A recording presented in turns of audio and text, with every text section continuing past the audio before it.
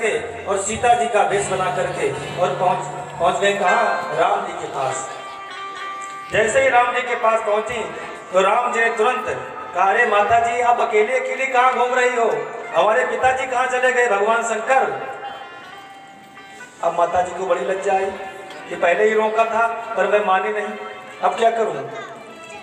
माता बड़ी शर्मिंदगी झेलनी पड़ी और माता जिधर देखती उधर राम नजर आते हैं, जिधर देखती उधर सीता नजर आती है, चारों तरफ उनको राम सीता लक्ष्मण नजर आते हैं। माता नेत्र बंद करके और वहीं पर बैठ गई, बड़ी विचलित हुई और वापस आ गई। कथा बड़ी लंबी है, इसमें हम नहीं जाएंगे रामचरितमानस में। वापस आ गए। भगवान शंकर ने कहा, क्यों देवी परीक्षा ले ली? कि कछु न परीक्षा लीने गुसाई, इन्हें प्रणाम तुम्हारी नाई। कछु न परीक्षा लीने गुसाई, इन्हें प्रणाम तुम्हारी नाई। तो भैया पवन कुमार शर्मा जी की तरफ से 25 रुपए का पुरस्कार आया है। माता भवानी इन पर कृपा बनाए रखे। कहते मैंने कोई परीक्षा नहीं ली महाराज, मैंने तो आप जिसे प्रणाम कर रहे थे वैसे मैंने भी प्रणाम कर दिया। वाह, मैंने जब कहा तो तुम मानी नहीं, अब कहते प्रणाम करके लौटे? ऐसा तो नहीं हो सकता है। कि ना सती पति मन की बात को विचारा, जाके जगत जननी का रूप तुमने धारा। तो ली प्रभु परीक्षा या लगन लगी मन में, लगन से तुम्हारी अब अगन लगी मन में, लगन लगी मन में, मन अब न रहेंगे बंधते एक ही बंधन में। होंगे हरि हर तन में, तन के परिवर्तन में। होंगे हरि हर तन में, तन के परिवर्तन में। अब तुम्हारा हमारा रिश्ता नहीं चल सकता है क्योंकि तुम्हें हमारा माता का वेश बनाया है। जानकी हमारी माता है, तुमने माता का वेश बनाया है, इसलिए देवी अब जो बंधन बंधा था 7 गांठों का 7 भावरों का ना, वो टूट गया। कैसे? पर एक बात और कहती, युगों से युगों की तरह संगनी रहोगी, हर युगों में तुम ही मेरी संगनी रहोगी। हर तरह से तन में और हरि हर मिलन में, हर तरह से तन में हरि हर मिलन में। तन अब न रहेंगे बंधते एक ही बंधन में। होंगे हरि हर तन में, तन के परिवर्तन में। होंगे हरि हर तन में, तन के परिवर्तन में। ये बात अवश्य है कि हर युगों में, एक युग में नहीं, हर एक युगों में तुम मेरी पत्नी बनोगी, पर इस युग में अब तुम मेरी पत्नी नहीं बन सकती। शिव संकल्प कीन मन माही, ये तन सती भेंट अब नहीं। इस तन से तुमसे पति पत्नी का रिश्ता नहीं चल सकता है। इसलिए सम्मुख आसन दे दिया माता को कि सम्मुख बैठो। माता तो वैसी दुखी थी, पर जब उनके ऊपर से विमान उड़ने लगे तो जो देवांगनाएं ऊपर बैठकर विमान में जा रही थी, उन्होंने माता सती को इशारा किया, क्यों देवी तुम क्यों बैठी हो, तुम नहीं चलोगी? बोले कहाँ? बोले तुमको नहीं पता, तुम्हारे पिता ने गलखल हरिद्वार में बहुत बड़े यज्ञ का आयोजन किया है, कोने कोने से देवता जा रहे हैं। माता सती ने कहा, राम राम, मेरे मायके में मेरे पिता द्वारा यज्ञ हो रहा है और मुझे नहीं पता। द्वंद्व खड़ा हो गया माता सती के मन में। विचार करने लगी कि ये कैसे हो सकता है, मैं तो अपने पिता की बड़ी लाडली थी, बड़ी दुलारी थी, और आज मेरे पिता ने मेरा परित्याग कैसे कर दिया। ऐसा विचार कर इशारा किया, हाँ बहन तुम चलो, बस मैं साड़ी पहनकर आती हूँ, और तैयार होने में समय लगेगा, आप चलो। पर देवता लोग सारे विमान उड़ा करके भगवान शंकर के ऊपर से ले जा रहे हैं। उनको पता है कि भगवान शंकर का झगड़ा चल रहा है, क्योंकि जब दो लोगों में झगड़ा होता है तो तीसरा बड़ा मजा लेता है। उसी प्रकार से सबको पता है दक्ष प्रजापति और भगवान शंकर की लड़ाई चल रही है, तो सारे देवता ऊपर से विमान लेकर जा रहे हैं। माता पार्वती सती आ गई और भगवान शंकर के चरण दबाने लग गई। तो भगवान शंकर ने कहा, देवी आज इतनी सेवा क्यों? कहते हैं हम नारियों का धर्म ही होता है पति की सेवा करना। बोले देवी वो तो ठीक है कुछ, पर आज कुछ ज्यादा ही सेवा हो रही है, क्योंकि पत्नियों को जब कुछ काम होता है पति तो ज्यादा सेवा करते हैं। पानी ले आओ, चाय बना के ले आओ, या दूध पी लो। नहीं यार मैं खीर बना देती हूँ। वैसे कभी खीर नहीं बनाएगी। नहीं नहीं अच्छा चलो दाल चावल बना दूँ, सब्जी भी बना देती हूँ। और जब सब बना कर बैठे, सर सुनते हो क्या, वो साड़ी देखी थी बड़ी अच्छी थी बाजार में, कल लेते आओगे? तो भगवान शंकर कहते हैं कि देवी आज क्या बात है? देखो नारी का धर्म दायित्व बहुत बड़ा है कि नारी से ही चलता है नर का परिवार है, ये सृष्टि आधार है जो आज भी है और कल भी रहेगी। नारी से ही चलता है नर का परिवार है, ये सृष्टि आधार है जो आज भी है और कभी भी रहेगी। नारी से सब कुछ चलता है और नारी कहाँ कहाँ पर देख लो उसमें दायित्व निभा रही है।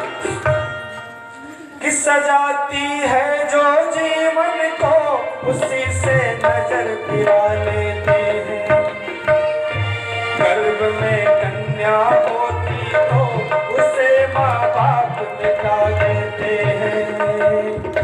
गुजरती क्या होगी उस पर जिस पे पाप किया जाता है, जन्म से पहले ही उसको गर्भ में मार दिया जाता है। नारी तो हर घर का एक सुंदर श्रृंगार है, बसंत की बहार है जो आज भी है और कल भी रहेगी। नारी से ही चलता हर घर का परिवार है, ये सृष्टि आधार है जो आज भी है और कल भी रहेगी। कहते हैं ये नारी ऐसी है, धान का पेड़ नहीं होता है, एक जगह धान बोया जाता है, फिर दूसरी जगह लगाया जाता है, फिर एक पेड़ से कितने पेड़ निकलते हैं। उसी प्रकार से कन्या एक घर में जन्म लेती, दूसरे घर में उसका विवाह होता है और उसकी कन्या का तीसरे घर में विवाह होता है। अगर नारी नहीं होगी तो संसार कैसे चलेगा? पर कुछ लोग क्या कहते हैं, कन्या हो गई बहुत गड़बड़ हो गई। अरे कन्या बड़े भाग्यशालियों के यहाँ पर हुआ करती है, जिन पर भगवान बड़ी कृपा करते हैं उनके यहाँ पे कन्या होती है, क्योंकि एक कन्या दान करने से हजारों अश्वमेध यज्ञ का फल प्राप्त होता है। कन्या कोई भार नहीं है, जिसके यहाँ पर एक कन्या हो जाए ना उसको हजारों अश्वमेध यज्ञ का फल प्राप्त होता है। जो कन्या दान सबसे बड़ा दान कौन कहा गया है? कन्या दान सबसे बड़ा दान कहा गया है। अगर घर में माँ बाप बीमार होंगे और कन्या अगर है तो दौड़ कर जाएगी पिताजी के पास, पापा पानी ले आओ, दवा ले आओ। और बेटा होगा तो कहेगा पापा दवा खा लेना, माँ रखी है, मैं जा रहा हूँ खेलने। पर कन्या ऐसा नहीं कहती है। अगर उसके माँ बाप बीमार है तो मायके में अगर सुनते दौड़ती हुई आएगी माँ बाप का हाल चाल जानने के लिए। पर पुत्र घर में रहते हुए भी पिता का उतना ख्याल नहीं ले सकता है।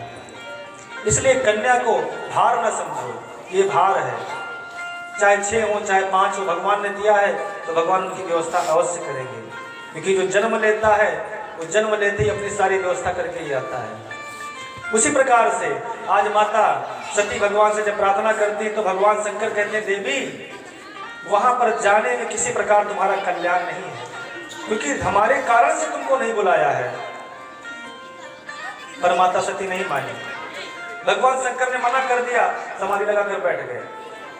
अब माता सती जाती हैं दूर तक, विचार करती हैं कि ऐसे ये भी कोई बार बार होते हैं।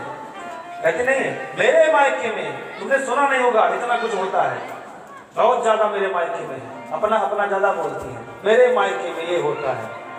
भगवान शंकर ने मना किया फिर भी नहीं मानी। तो देवी सती चल पड़ी, कुछ दूर जाती फिर वापस आ जाती है, कहीं भगवान शंकर रुष्ट न हो जाए। पर मन में विचार कर लिया पक्का कि अरे पति देवता ये कहाँ जाएंगे, घर के देवता है, घर के पति देवता है, इनको आकर फिर मना लूंगी। पर ऐसे यज्ञ बार बार थोड़ी होते हैं, यज्ञ देखने तो जरूर जाऊंगी। चल पड़ी।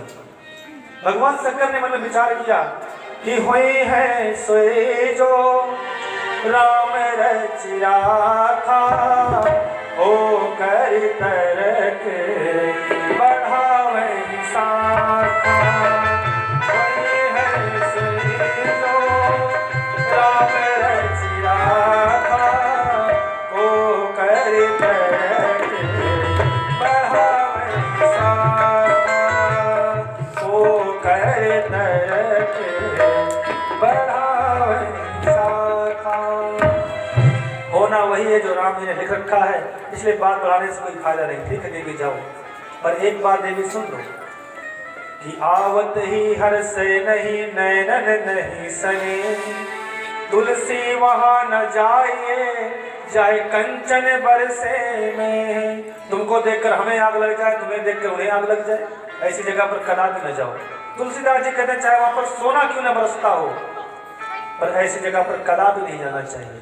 माता सती नहीं मानी और पहुंच गई, पर कोई इनसे बात नहीं करता है। जो देवता कल तक इनको प्रणाम करते थे, इनको देखकर मुंह मोड़ लेते जैसे हमने देखा ही नहीं।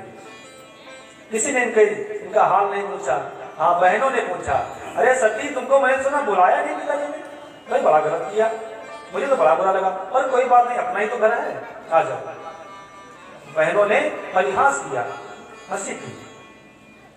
तो माता सती ने विचार किया कि इनसे मुझे क्या लेना देना है, आगे बढ़ी। माता प्रसूति देवी जो उनकी माँ थी, जब उन्होंने देखा तो सबसे ज्यादा दुख किसको था? माता प्रसूति देवी को। अपने कक्ष में चुपचाप बैठी थी। जैसे ही देखा तो सादर भल ही मिली एक माता, सादर भल ही मिली एक माता, अग्नि मिली बहुत मुस्काता, सादर भल ही मिली एक माता, सादर भल ही मिली। लौट करके अपनी बेटी को पूजा पाठ से भर लिया माता प्रसूति देवी ने, और दोनों नैनों से धारा चल पड़ी और अपनी बेटी का अभिषेक कर दिया। पैर धो दिए, पूरा शरीर धो दिया आंसुओं से। सबसे ज्यादा दुख नहीं को था। पर जब माता सती ने यज्ञ पर दृष्टि डाली तो आरुद्र भागम तच्छेवम चादरम ची पंचदेवम अनाद्रातम यद्शीलम चकोपलोक श्रद्धति रुषः। छोटे से छोटे देवताओं का भी भाग रखा हुआ है, पर देवादिदेव महादेव का कहीं कोई भी भाग नहीं है। माता सती ने जब देखा तो क्रोधित हो गई और मन में विचार किया है दक्ष प्रजापति ललकारा अपने पिता को कि जिन भगवान शंकर का सम्मान बड़े बड़े देवता लोग करते हैं, उनका तुमने अपमान कर दिया। पर क्या करूं, ये शरीर है और इस शरीर का जन्मदाता आप हो, तो जब तक ये शरीर है तब तक नाता है। भले ही पिता पुत्र में लड़ाई हो जाए, पर कहे तो पुत्र ही जाएंगे, चाहे अलग रहते हो चाहे जहाँ रहे। तो माता सती कहती हैं कि जिस प्रकार से मैं आपकी पुत्री हूँ और मेरे शरीर के अंदर आपका रक्त दौड़ रहा है, इसलिए मैं अब शिवद्रोही का रक्त अपने शरीर में दौड़ने नहीं दूंगी। इसलिए मैं आज प्राणों का परित्याग कर दूंगी। अब मैं जीवित रहने वाली नहीं हूँ। कि सती ही मरत हरि सन पर मांगा, जन्म जन्म हरि पद अनुरागा। सती ही मरत हरि जन्म जन्म हरि पद अनुरागा, जन्म जन्म हरि पद अनुरागा। जब सती ने प्राण त्याग किए तो भगवान से प्रार्थना करते कि हे प्रभु, मैं जन्म जन्मांतरों तक प्रभु की दासी रहूं। कि मैं दासी शिव के चरण